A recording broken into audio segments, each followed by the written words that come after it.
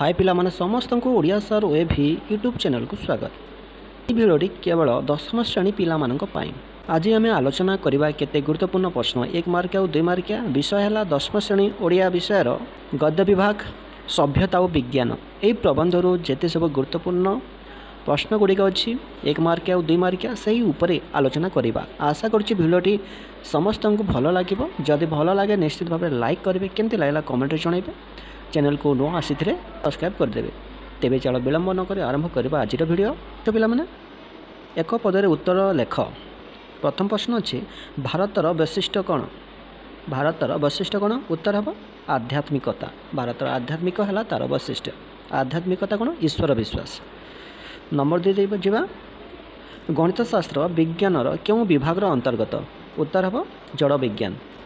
Number 3 आधुनिक सभ्यता लक्ष्यस्थल में पहुँचापी क्या पथ प्रदर्शक रूपे वर्ण कर नहीं? उत्तर हम विज्ञान को। 4 नंबर त्याग आत्मसंयम क्यों सभ्यतार आदर्श? भारतीय सभ्यता। 5 नंबर जितेबले आधुनिक सभ्यतार आदर्श प्रत्येक जानवे से कौन है? उत्तर मैत्री ध्वजा उड़ब। 6 नंबर जड़ विज्ञान मूल आमर क्यों शास्त्र निहित? उत्तर गणित शास्त्र। 7 नंबर मैत्री ध्वजा केतेबेले उड़िबा बोली प्रबंध में कहुई जितेबले समस्ते आधुनिक सभ्यतार आदर्श जानवे। नंबर 8 लेखकर सभ्यता विज्ञान प्रबंध क्यों पत्रिका प्रकाशित होता? उत्तर हम उत्कल साहित्य पत्रिका।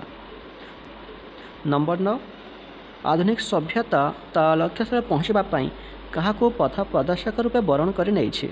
उत्तर विज्ञान को। 10 नंबर त्याग आत्मसंयम क्यों सभ्यतार आदर्श थिला? उत्तर भारतीय सभ्यता।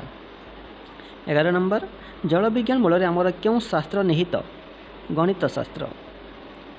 12 नंबर दक्षिण आफ्रिकार आदिम कला जातिर मनुष्य को कौन कहुए? उत्तर निग्रो।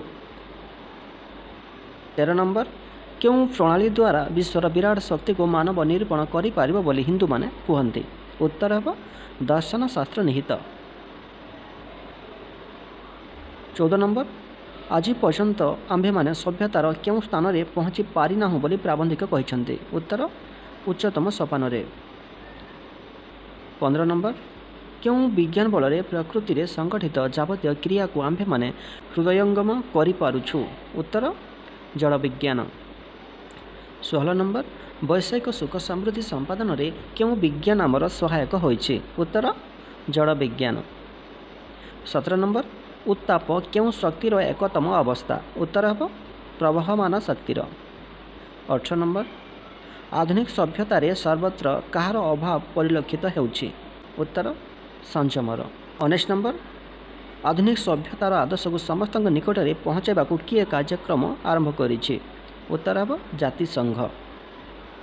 20 नंबर ईश्वर सर्वत्र विद्यमान और तांकोठारे विश्व स्थापन कर्तव्य यह कହାର मत? उत्तर हम आधुनिक सभ्यतार विपक्षवादी मानक मत। 21 नंबर पथ प्रदर्शकर दोष गुड़िक क्यों जात बोली प्राबंधिक कहते? उत्तर पारिपार्श्विक पदार्थर।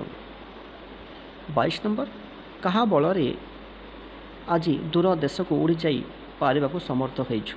कहा बल आम आज दूर देश को उड़ी जाई पारिबार समर्थ होइछु? उत्तर जड़ विज्ञान बल।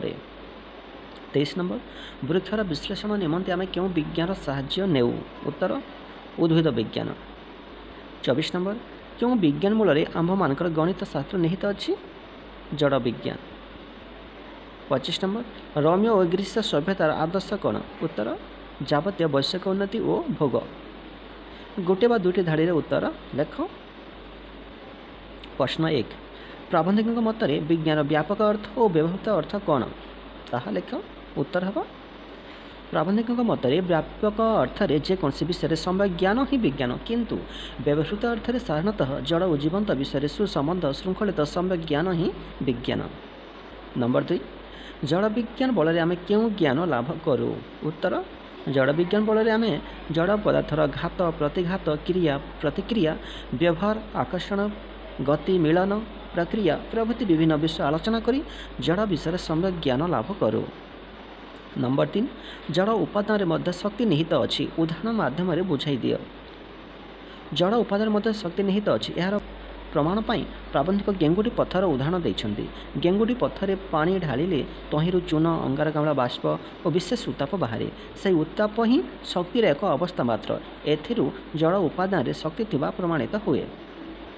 ନମ୍ବର 4, ଆଧୁନିକ ସଭ୍ୟତାର ବିପକ୍ଷବାଦୀମାନେ କ'ଣ କହନ୍ତି? ଉତ୍ତର, ଆଧୁନିକ ସଭ୍ୟତାର ବିପକ୍ଷବାଦୀମାନେ କହନ୍ତି ଯେ ସଭ୍ୟତା ମାନବର ଈଶ୍ୱର ବିଶ୍ୱାସ କମାଇ ଦେଇ ତାକୁ ବିପଥଗାମୀ କରିଛି। ସର୍ବତ୍ର ଆତ୍ମସଂଯମର ଅଭାବ ପରିଲକ୍ଷିତ ହେବା ସହ ମାନବ ମଧ୍ୟରେ ସ୍ନେହ ପରିବର୍ତ୍ତେ ହିଂସା ଓ ଦେଶ ଚରମ ସୋପାନରେ ଉପନୀତ ହୋଇଛି। 5 ନମ୍ବର, ବିସ୍ଫୋରକ ଓ ମାରାତ୍ମକ ଗ୍ୟାସ୍ ଫଳରେ ଅଶେଷ କ୍ଷତି ହେଉଥିଲେ ମଧ୍ୟ କେଉଁ ହିତକର କାର୍ଯ୍ୟ ସାଧିତ ହେଉଛି? ଉତ୍ତର, ବିଭିନ୍ନ ମାରାତ୍ମକ ଗ୍ୟାସ୍ ଫଳରେ ମାନବର ବିଭିନ୍ନ ରୋଗ ଓ ରୋଗର ଜୀବାଣୁ ନଷ୍ଟ କରାଯାଇ ମାନବକୁ ରକ୍ଷା କରାଯାଇପାରୁଛି। 6 ନମ୍ବର, ସଭ୍ୟତା ନ୍ୟୁନତର ବା ଉଚ୍ଚତର ବୋଲି ନିରୂପିତ ହୋଇଥାଏ କିପରି? ଉତ୍ତର ହେବ, ବିଭିନ୍ନ ବିଭାଗର ବିଭିନ୍ନ ପରିମାଣର ଉନ୍ନତି ଅନୁସାରେ ସଭ୍ୟତା ନ୍ୟୁନତର ବା ଉଚ୍ଚତର ନିରୂପିତ ହୋଇଥାଏ। 7 ନମ୍ବର, ଅନେକତ୍ର ବିଭିନ୍ନ ବିଜ୍ଞାନ ଓ ଶିକ୍ଷାର ପ୍ରସାର ହୋଇପାରୁ ନାହିଁ କାହିଁକି? ଉତ୍ତର, ଆଜି ଯାଇ ବିଶ୍ୱ ମାନବିକତାର ବିକାଶ ହୋଇପାରି ନଥିବାରୁ ବିଭିନ୍ନ ବିଜ୍ଞାନ ଓ ଶିକ୍ଷାର ପ୍ରସାର ହୋଇପାରୁ ନାହିଁ। 8 ନମ୍ବର, କେଉଁମାନଙ୍କୁ ପଞ୍ଚଭୂତ କୁହାଯାଏ? ଉତ୍ତର, କ୍ଷିତ୍, ଅପ୍, ତେଜ, ମରୁତ୍ ଓ ବ୍ୟୋମକୁ ପଞ୍ଚଭୂତ କୁହାଯାଏ। 9 ନମ୍ବର, ଆର୍ଯ୍ୟମାନେ ସଭ୍ୟତାର ଉଚ୍ଚତମ ସୋପାନକୁ ଆରୋହଣ କରିଥିଲେ ମଧ୍ୟ କେଉଁମାନେ ତା'ର ବିଲୋପ ସାଧନ କରିଥିଲେ? ଉତ୍ତର ହେବ, ଆର୍ଯ୍ୟମାନେ ସଭ୍ୟତାର ଉଚ୍ଚତମ ସୋପାନ ଆରୋହଣ କରିଥିଲେ ମଧ୍ୟ ସଭ୍ୟତାର ଜାତି ତା'ର ବିଲୋପ ସାଧନ କରିଥିଲେ। 10 ନମ୍ବର, ଆମେ ଜୀବବିଜ୍ଞାନ ବଳରେ କେଉଁ କ୍ଷେତ୍ରରେ ସଫଳ ମନୋରଥ ହୋଇପାରିଛୁ? ଉତ୍ତର, ଜୀବବିଜ୍ଞାନ ବଳରେ ଆମ୍ଭେମାନେ ଆଣବିକ ଜୀବନ୍ତ ପଦାର୍ଥଠାରୁ ଆରମ୍ଭ କରି ବିଶାଳକାୟ ହସ୍ତୀ, ତିମି ଓ ବଟବୃକ୍ଷ ପର୍ଯ୍ୟନ୍ତ ଗବେଷଣା କରିବାରେ ସଫଳ ମନୋରଥ ହୋଇପାରିଛୁ। ପିଲାମାନେ, ଏତିକି ଥିଲା ଗୁରୁତ୍ୱପୂର୍ଣ୍ଣ 1 ମାର୍କିଆ ଓ 2 ମାର୍କିଆ ପ୍ରଶ୍ନ। ଆଶା କରୁଛି ଏହି ଭିଡ଼ିଓଟି ସମସ୍ତଙ୍କୁ ଭଲ ଲାଗିଥିବ। ତୁମ ଆଗାମୀ ପରୀକ୍ଷାମାନଙ୍କରେ ମଧ୍ୟ ଏହି ପ୍ରଶ୍ନଗୁଡ଼ିକ ଲାଭଦାୟକ ହେବ। ଯଦି ଭିଡ଼ିଓଟି ଭଲ ଲାଗିଥାଏ ନିଶ୍ଚିତ ଭାବେ ଲାଇକ୍ କରିବେ, କେମିତି ଲାଗିଲା କମେଣ୍ଟରେ ଜଣାଇବେ ଏବଂ ଚ୍ୟାନେଲକୁ ନୂଆ ଆସିଥିଲେ ସବସ୍କ୍ରାଇବ୍ କରିଦେବେ। ଭିଡ଼ିଓକୁ ଶେଷ ପର୍ଯ୍ୟନ୍ତ ଦେଖିଥିବାରୁ ସମସ୍ତଙ୍କୁ ବହୁତ ବହୁତ ଧନ୍ୟବାଦ।